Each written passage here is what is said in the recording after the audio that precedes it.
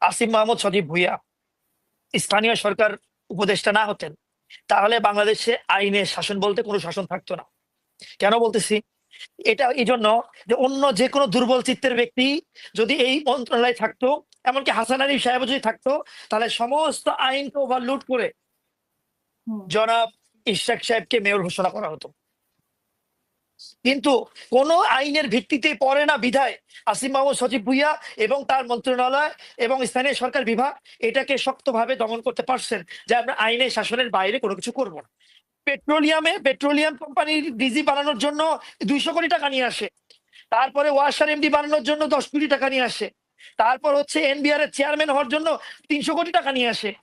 এগুলো হুম এই ধরনের প্রস্তাব নিয়ে যখন বিভিন্ন জায়গাতে আসে, আওয়ামী লীগের সময় আসছে, এরকম সময় আসে, হুম তথাকথিত এই সমস্ত সুশীল ব্যবসায়ীরা, তার ব্যাপারে আমি অন্তত মানে এটা এটা জানা উচিত সবার। ওই মহিলার ব্যাপারে খারাপভাবে নিবেন না, মানে ওই মানে কি বলে সম্বোধন করবো, কারণ ওই রুচিটা আসে না আমার মধ্যে। তার ব্যাপারে আমি খুব পরিষ্কার ভাবে জানি, কারণ হাসান আরিফ সাহেবের সাথে আমার পরিচয়টা অনেক আগে থেকে এই জন্য, যেহেতু আমিও তাবলিগে যাই, উনিও এক সময় ছাত্র জামানায় মানে একদম তাবলিগ প্রিয় মানুষ ছিলেন, নিয়মিত তাবলিগে যাওয়া, মসজিদের সময় দেওয়া। এখন বাংলাদেশে তাবলিগের যে কজন বড় বড় মুরব্বী আছেন, তাদের হুম কয়েকজনকে উনি নিজের হাতে তাবলিগে নিয়ে যে তাবলিগের কাজ শিখেছেন। এই জন্য হুম ওনার সাথে আমার আগে থেকে পরিচয় ছিল এক। দ্বিতীয় হচ্ছে ওনার আপন আমাদের তাবলিগের একজন মুরব্বী আছেন খান শাহাবুদ্দিন নাসিম সাহেব, উনি গত 1 বছর আগে মারা গেছেন। ওনার আপন বোনের জামাই হচ্ছেন হাসান আরিফ সাহেব। এই জন্য হুম আমি তার সাথে পারিবারিকভাবে মানে ওইভাবে দেখা সাক্ষাৎ হতো। আমরা তার জানতাম যে এই যে মানুষটা নীলা ইসরাফিল, উনি কিভাবে হাসান আরিফ সাহেবকে টর্চার করছেন। একজন প্রায় 90 বছর বয়স হাসান আরিফ সাহেবের ছিল, সবচেয়ে বয়স্ক উপদেষ্টা ছিলেন উনি।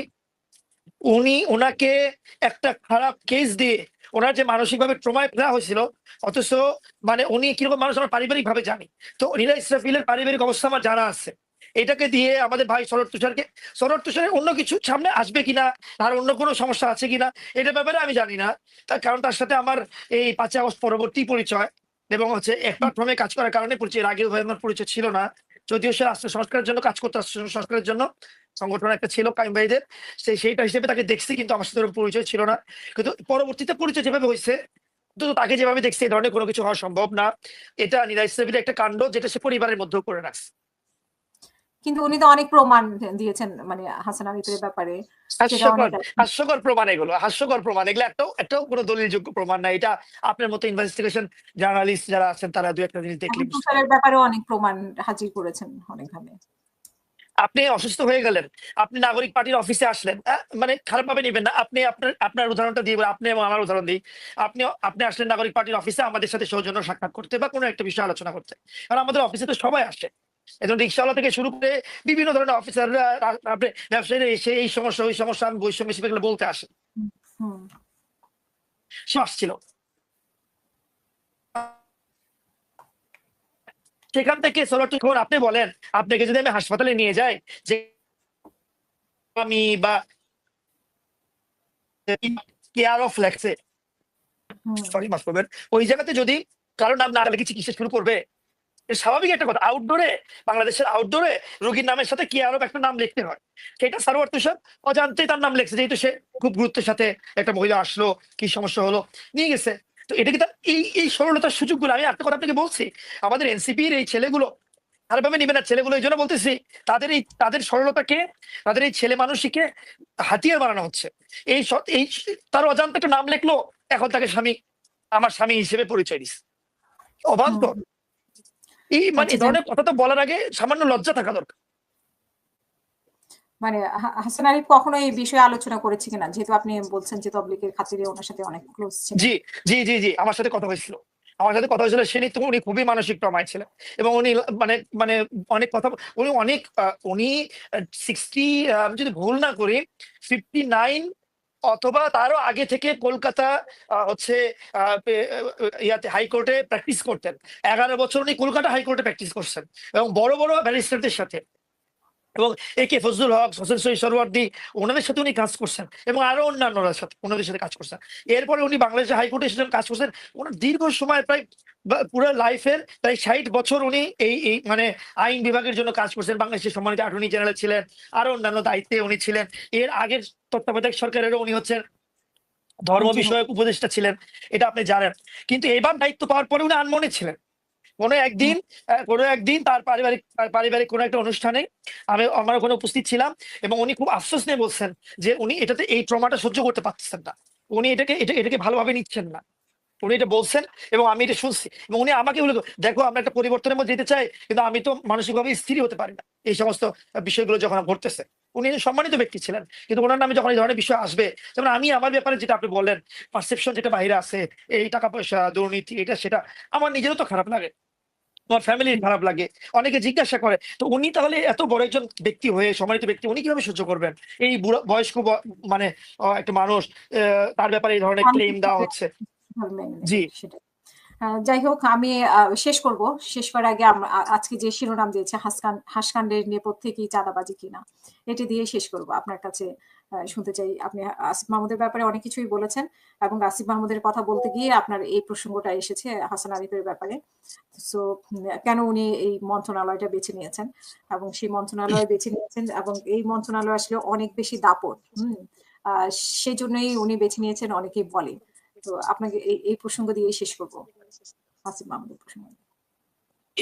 যদি আসিফ মাহমুদ সজীব ভুইয়া স্থানীয় সরকার উপদেষ্টা না হতেন, তাহলে বাংলাদেশে আইনের শাসন বলতে কোনো শাসন থাকতো না।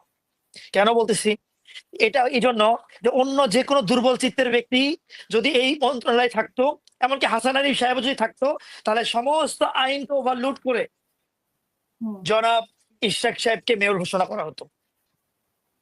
কিন্তু কোন আইনের ভিত্তিতে পড়ে না বিধায় আসিফ মাহমুদ সজীব ভুইয়া এবং তার মন্ত্রণালয় এবং স্থানীয় সরকার বিভাগ এটাকে শক্তভাবে দমন করতে পারছেন যে আমরা আইনের শাসনের বাইরে কোনো কিছু করব না। এটাই হচ্ছে সবচেয়ে বড় আসিফ মাহমুদ সজীব ভুইয়ার এতদিনের সে ক্রেডিট দাবি করতে পারে। বা আমাকে যদি সে বলে যে আমার একটা ভালো কিছু বলেন তো আমি কি ভালো করছি, আমি তাকে এটা বলবো, সবাইকে এটা বলবো। তার কারণে বাংলাদেশে এই এই সরকার ব্যবস্থার একটা জায়গাতে হলেও আইনের শাসন সে ইস্টাবলিশ করে দেখাইছে, তার মজবুতির কারণে, তার দৃঢ় চেতা মনোভাবের কারণে। তাছাড়া যে মব সৃষ্টি করা হয়েছিল অন্য একটা দলের পক্ষ থেকে, এবং প্রত্যেকদিন ওই জায়গায় বিরানি, তেহেরি, তারপরে হচ্ছে এই যে একটা কথা, যে আমরা যখন ছোটখাটো ইফতার মাহফিল করি বা হচ্ছে আমাদের এলাকায় যে লোকজনদেরকে আমাদের পারিবারিক হচ্ছে 4-5 জন চাচা মিলে কিছু টাকা পয়সা একত্র করার পরে সেই টাকা দিয়ে লোকজনদেরকে একটু জাকাত দিই, যেহেতু আমরা রাজনৈতিক ফিগার, তো আমাদের ছবি টবি অনেকে তুলে নিয়ে যায় যে হ্যাঁ এত টাকা দিচ্ছে বা এই করতেছে, এটা আমাদের দোষ হয়। কিন্তু টানা যে 1-1.5 মাস ইশরাক সাহেবের লোকজন, হাজার হাজার, প্রায় কয়েক হাজার কর্মী নিয়মিত প্রত্যেকদিন 1500, 2000, 3000 লোক, যে যমুনার সামনে, তারপর সচিবালয়ের সামনে, তারপর হচ্ছে হচ্ছে ইয়ার সামনে, কি বলে, মেয়র অফিসের সামনে প্রত্যেকদিন গেলেন, তাদের দৈনিক যে লক্ষ লক্ষ কোটি টাকার খাবার দেওয়া হলো, এগুলো কোথায় থেকে আসে? এগুলো কোথায় থেকে আসে ইশরাক সাহেবের? এই প্রশ্নগুলো তো হওয়া উচিত। নাকি বিএনপি, পুরনো দল থেকে বিএনপি কে কোনো প্রশ্ন করা হবে না? আর আমরা যদি মানে নিজের পারিবারিক টাকা খরচ করে কোনো কিছু করতে চাই, আমাদেরকে প্রশ্ন করা হবে? এই সমস্ত জায়গাতে আসিফ মাহমুদ সজীব ভুইয়া শক্ত ভূমিকা নিচ্ছে, যার কারণে ওই জায়গাতে আইনের শাসন প্রতিষ্ঠিত হয়েছে এবং এটা তার একটা বড় পাওয়া এবং সরকারেরও একটা বড় ক্রেডেনশিয়াল হিসেবে থাকবে। এক। দ্বিতীয় হচ্ছে, এইরকম ব্যক্তি খাওয়ার কথা বলে চাঁদাবাজিকে ঢাকার কোনো প্রয়োজন হবে না। 10 লাখ টাকা, 10 লক্ষ, যেখানে ওয়াসার এমডি পরিবর্তন করার জন্য 50 কোটি টাকা নিয়ে আসে, পেট্রোলিয়াম কোম্পানির ডিজি বানানোর জন্য 200 কোটি টাকা নিয়ে আসে, তারপরে ওয়াসার এমডি বানানোর জন্য 10 কোটি টাকা নিয়ে আসে, তারপর হচ্ছে এনবিআর এর চেয়ারম্যান হওয়ার জন্য 300 কোটি টাকা নিয়ে আসে। এগুলো এই ধরনের প্রস্তাব নিয়ে যখন বিভিন্ন জায়গাতে আসে, আওয়ামী লীগের সময় আসছে, এরকম সময় আসে তথাকথিত এই সমস্ত সুশীল ব্যবসায়ীরা, এমনকি আপনি অবাক হয়ে যাবেন, এই যে আপনাদের টক শোতে আসছে বিভিন্ন ডাক্তার, সে বিভিন্ন বড় বড় সুশীল সমাজের ব্যক্তিবর্গ, অনেকে আসে না, এরা পর্যন্ত যখন আমাদেরকে ফোন করে বলে যে এটা কি করা সম্ভব হবে, একটু দেখেন না, আমরা লজ্জায় পাচ্ছি না, এই ধরনের প্রস্তাব নিয়ে আসে। অথচ এই জায়গাগুলোতে এসে তারা সুশীল হয়ে যায়, তারা এনসিপি কে ধর মার কাট কত কিছু। তো ওগুলো থাকতে 10 লাখ টাকার জন্য শাম্মী আহমেদের বাসা দিতে হবে? যদি করতেই হতো আর তাহলে ওগুলো করে মানে ওগুলো করে তো আর মানে অন্য কিছু হয়ে যেত, কিন্তু না, আসল কথা হলো যে মানে প্রশ্নবিদ্ধ করতে হবে, তাদেরকে ঠেকাইতে হবে, নতুন বন্দোবস্তকে আগাইতে দেওয়ার ক্ষেত্রে বাধাগ্রস্ত করতে হবে, আর হচ্ছে যেন তেন ভাবে একটা নির্বাচন করে আবার আগের ফরম্যাটে চলে যাওয়ার একটা মানে ব্যবস্থা আমরা দেখতেছি।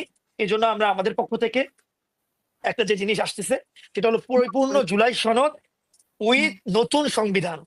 নতুন সংবিধান ছাড়া জুলাই সনদকে বাস্তবায়ন করার কোনো সুযোগ নেই। জুলাই সনদকে বাস্তবায়ন করতে হলে এই সংবিধানের মানে পদে পদে পরিবর্তন লাগবে। সেই জন্য আমরা বলছি সংবিধান পরিবর্তন হোক। সংবিধান পরিবর্তন হতে হলে যে ম্যান্ডেট দরকার সেটা হলো গণপরিষদ নির্বাচন। সেই গণপরিষদ নির্বাচনকে সামনে রেখে জনগণ নির্বাচন করে বাংলাদেশের নতুন সংবিধানের মাধ্যমে জুলাই সনদকে করে এরপরে নির্বাচন হোক, জাতীয় নির্বাচন হোক, নিম্নকক্ষ এবং উচ্চকক্ষ দুই জায়গাতেই পিআর পদ্ধতিতে হোক, এটা আমরা চাচ্ছি। ইনশাআল্লাহ বাংলাদেশের মানুষের পরিপূর্ণ সাপোর্ট আমাদের সাথে থাকবে এবং আল্লাহ তাআলার ইচ্ছায় পরবর্তীতে বাংলাদেশের নতুন এক বন্দোবস্ত কায়েম হবে।